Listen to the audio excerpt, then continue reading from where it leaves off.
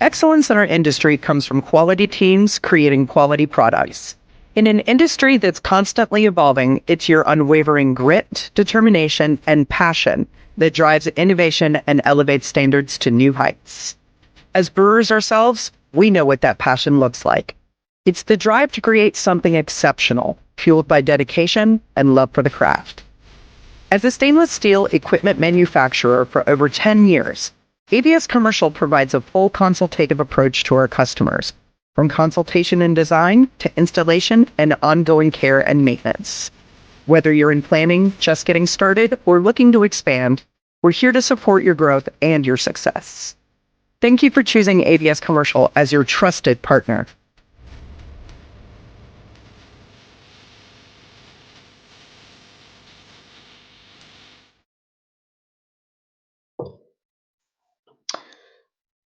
Good morning. Welcome to a presentation that is hopefully going to be a little bit educational, maybe a little inspiration as to what is going on in the field. We'll look back into history and with a couple of predictions on what might come next. My name is Magnus Valmet. I'm the CEO of PLAATO, where we work with data capture, insight analytics, and AI improvements in the field of fermentation and process efficiency. And with me today as well, I have my colleague Christian. Yeah, so I'm Christian Fjellpersen, and I am a senior software engineer at PLAATO. I joined PLAATO 2 years ago after being a programmer and a consultant for a time. I've also been brewing for quite a long time, 10 years on my own, but also worked at a small commercial brewery. And I'm also leading our data engineer and data science investments at PLAATO, and also exploring the AI opportunities in the domain. Yeah, so a big part of the magic, and we'll be sharing a little bit on our thoughts and what we're working on today. And hopefully some of that can be interesting and useful for everyone tuning in. So thank you all for being here. Also just want to recognize the work that craft brewers professionals are doing, and thank you to Andrew also for hosting. We love taking part in this and to set the scene for good discussions in the industry. So not talking too much about ourselves, but like PLAATO, what we do, the context of also what we're working on is basically on making data capture as easy as possible and then transforming this into the insights needed to make smarter, better, faster decisions for you and your brewery. And when we talk about AI today, a lot of this is what you call AI models. How do you interpret the data, but also how do you train them, which is also where you need a lot of good raw material, if you like. And this is also how we can transform data into the understanding and insights that we need. So when we started planning this, wanting to be both hopefully a bit fun and relevant, we started mapping out the industry overall. What do we see going on around us? And you will find that a lot of this is kind of front and center in news and in the media. And probably by now, most of you have heard both about large language models, ChatGPT, which is really work that is years in the making, but over the last 2 years have provided some opportunities of interacting through chat, asking quite hard questions and getting meaningful feedback in return from a lot of different sources. And I think that has been the most visible and transformative kind of AI moment for a very long time, and where a lot of us got our eyes up for what this technology can do for us. But there's so much else going on as well, what I consider creative AI, when you can now start asking probably many of these same services for custom images. It can make you a graphic of a brewery, and we'll see some fun examples afterwards of kind of robots operating a brewery. And you can iterate on this, and not just images, but also videos. So these are technologies that are changing how graphics, imagery, videos are being produced, tested, and iterated upon. And then same with kind of companies such as Tesla, Waymo, exploring how to make what they call full self-driving. I just completed the book on Elon Musk, and apparently he's been promising full self-driving cars now every year since 2016. It's now apparently coming next year. And I guess let's see how long that continues for, but they are coming closer and closer to cars that are literally driving themselves from A to B. That is going to be quite transformative in terms of how we move both people and goods around. Whether it's next year or whether it's 2030, let's see. But I think the innovations are coming, and they're coming quite fast. And the last one out of these, but there are many more categories on robotics. Tesla is building the Optimus robot, humanoid. There's a company in Norway where we're located, down in Moss, 1X, that's building another humanoid robot. And you have Boston Dynamics, which made this really cool robot dog called Spot, probably a good 10, 12 years ago. And of course, like industrial robotics from ABB, Siemens, and so many others. This is a kind of decade-long process of building the platform, the hardware platforms that you can then also start building smartness into. So this is all coming. And I think what amazes me is also the speed that the developments are happening on these days. And wanting to take a little bit of a look in the rear mirror, there's a saying that it takes years to build an overnight success. And if you just consider that ChatGPT moment 2 years ago in 2022, I believe it was November, when ChatGPT was launched to the public, you can trace it back to the early development of computers, and also like a year 1958 that comes up as a milestone in the development of AI, when the first neural network, which is a way to train and make computers learn about something, happened. And I remember personally, like all the talk, the first time a computer beat the world champion at chess. This was IBM's Deep Blue in 1997, where there was this sense that, like, well, for the first time, a computer seemed smarter than a very, very smart human. And of course, there's nuances. Chess is advanced, but only this many available options. So programming that was a lot simpler than the large language models and the full self-driving and everything we're discussing today. But it's research that are decades in the making. But what I think has fascinated me greatly lately, and a lot of the word on the street as well, is just the speed of development and how it's picking up. And these are some examples from also the World Economic Forum, where they looked at some kind of technological innovations that have been happening over the last decades, such as handwriting recognition. That was available in the Apple Newton back in 1993, but it was just not very good. The same with also speech recognition and listening in on text and then transcribing it. And just the scale here is like from -100, which is a starting point of bad, up until 0, which is when it's on par with humans. And you see that in the last 5 to 10 years, a lot of these technologies are catching up with human level and also surpassing it. So it's coming together, and it's coming together quite fast. So this is the technology development. Another aspect is also then on how fast do people start using these technologies. And what we're seeing is that, like, for Microsoft Windows, it took them 100 years. This is probably Windows we're talking about, but it took them 10 years to get to 100 million users. And then Facebook launching that 5 years to 100 million users. Spotify took 55 months. And when ChatGPT launched, it took them 2 months to get to 100 million users. So the technology is moving faster than ever, and the how it's rolled out and adopted in usage among consumers and businesses have also never moved faster. So we set the scene here for a velocity, and I think a very exciting time in the next couple of years. How is this going to transform the way we do business, the way we work, the way we interact?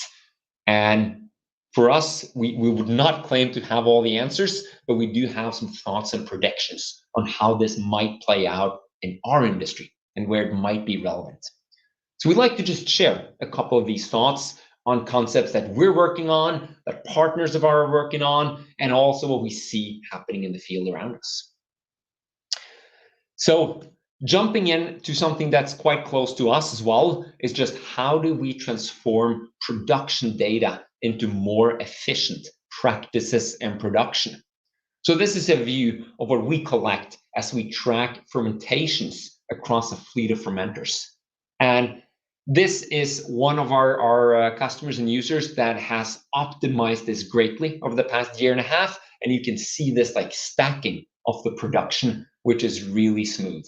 There are very few gaps, and they have quite consistent highlights and phases in the individual fermentations. And then kind of where we see that the AI and insights application will come already today, but more and more is just understanding where are you at? What is the level you're good at? Where do you detect anomalies? And also coming up with suggested next actions on how we can action to make this even better.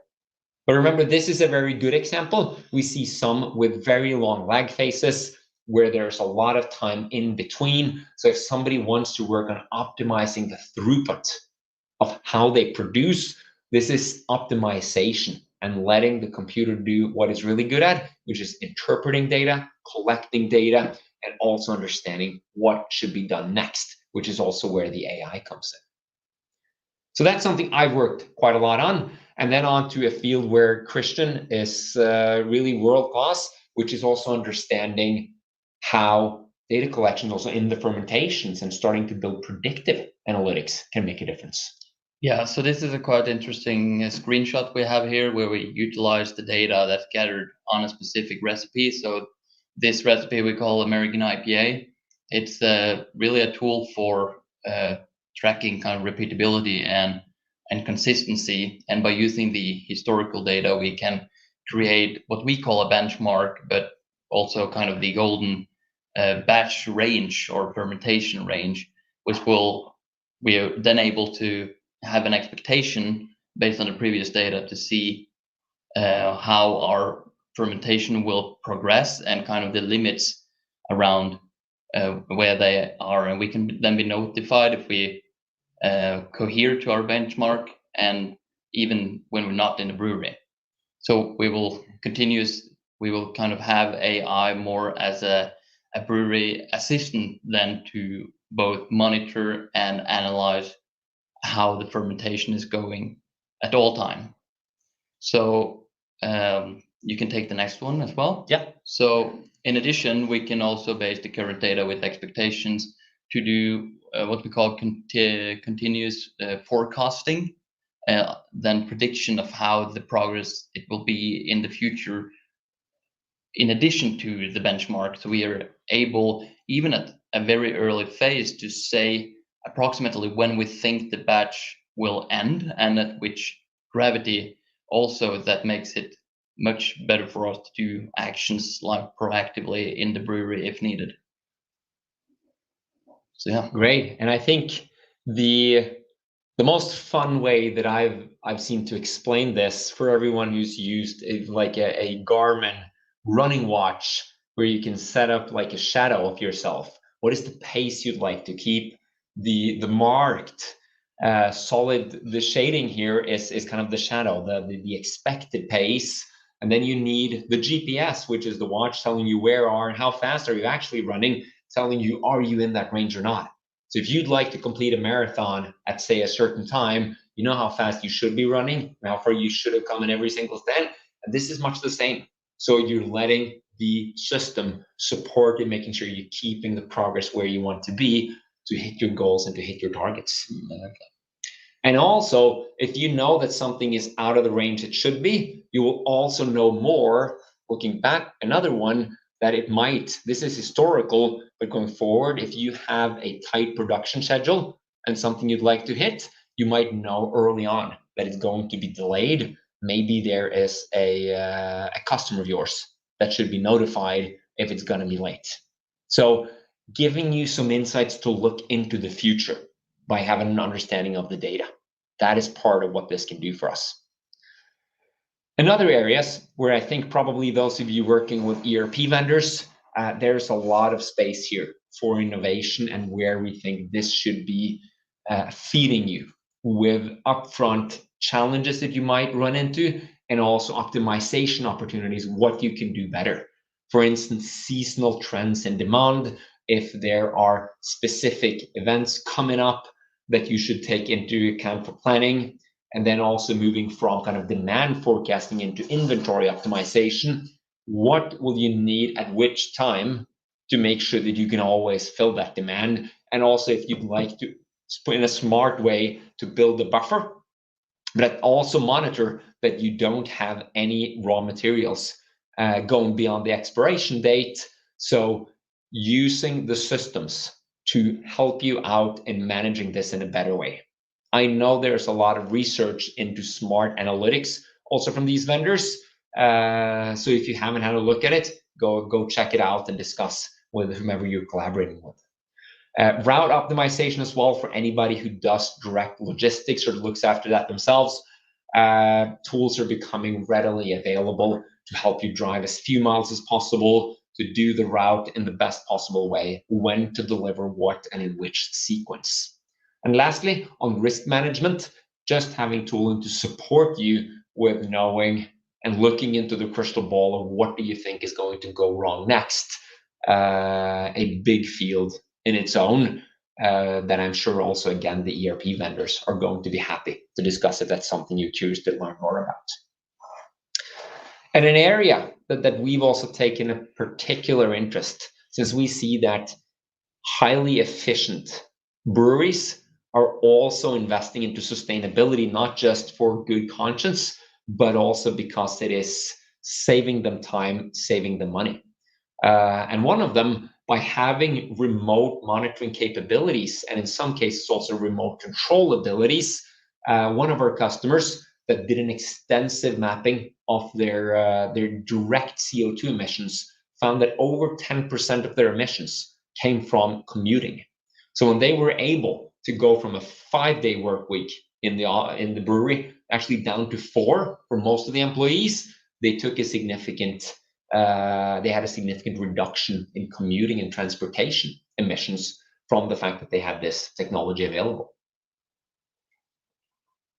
Another customer of ours, excuse me, has invested quite a lot in making sure that they can time the spunning correctly, so that they can do natural carbonation as they ferment, and also then reduced their spending on external CO2, and actually also in the process save time, about 1 day per fermentation, and also claims kind of the, I would call it the champagne effect of natural carbonation, that it gives a better mouthfeel to their product. So saving time, saving money, and also reducing the direct CO2 emissions from venting the CO2 produced naturally during the fermentation, and rather using that for carbonation.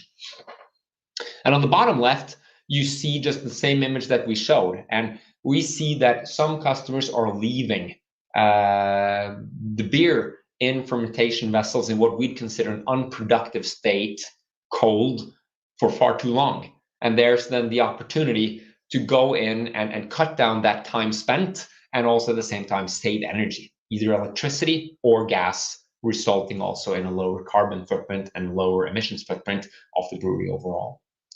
And lastly, one thing that we're quite passionate about is providing tooling for local craft production, which in itself is often a more sustainable choice, because products served on site as compared to products produced halfway around the world, then shipped across the Atlantic Ocean or the Pacific Ocean on glass bottles, will have an inherently larger carbon footprint.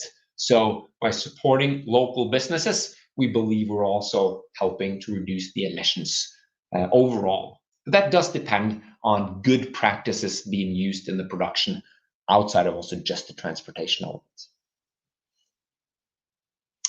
So not the sexiest benefit, but where a lot of tooling is becoming available just to kind of on the back office side. If you're getting orders through PDFs, emails, Word documents in different formats from your customers, their systems are just becoming readily available. That is making life a lot easier.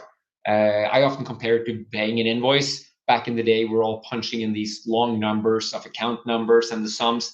Now you can take your smartphone, take an image of the invoice, and you're good to go. The bank has done the rest in filling out all the fields. So if you have slow move and admin processes, there is a high likelihood that new tooling can make you a lot more efficient and just streamline this so the systems does it automatically for you.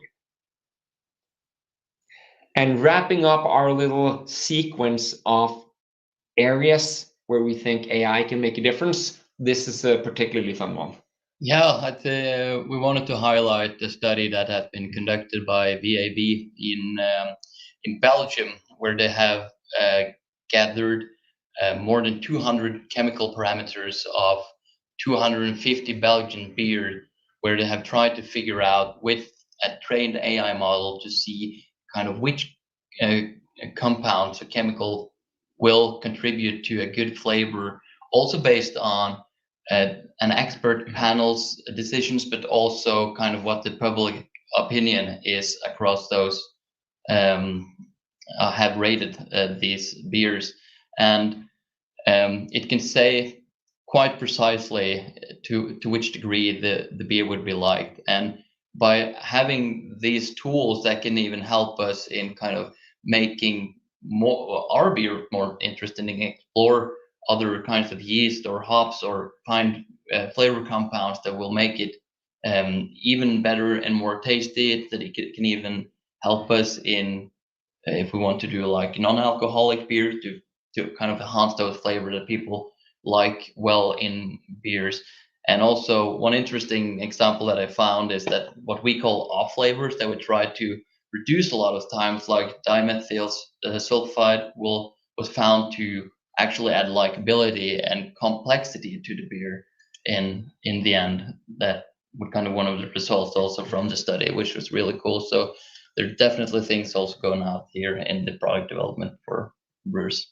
Yeah, I think that's exciting to see if this can also become quality useful tooling for us as an industry as well, when we keep evolving our products and meet the customer's expectations and demands.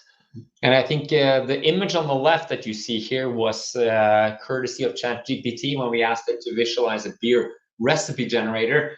And it's a fun example that you should always have a second look at some of the stuff that comes our way, because I don't know what an AR Peverer reactor is. and I think Yasta is supposed to be yeast, but it's close enough. And I think it just shows the point that it's useful, but use it also with a sense of kind of supporting you into your day-to-day job, but it doesn't replace us quite yet, which is also what we're coming to. So this was intended to give a sense of the breadth of improvements and tooling and systems that is becoming available to us. It's almost every area around us. It doesn't mean we need to approach this in every area, but if you or your company or your brewery are running improvements in an area, it's definitely worth having a look at what is happening in that field, because it's moving fast. What was available 6 to 12 months ago could have already improved quite a lot. But for us as well, giving our best attempt at a summary in a very big topic, we do believe that this is going to present us with a lot of different, varied, and useful tooling. Fortunately, there is going to be good use for us humans for quite a long time to come, and we don't think that's changing anytime soon. And landing at a somewhat cheesy picture as well, this is what the fully robotic brewer looks like. I think the right side is supposed to be a hydrometer reading, and the machine isn't getting it fully right quite yet. So with that, wanted to just ask if anybody has any questions. We'd be more than happy to answer them. And in about 15 seconds, we'll move on.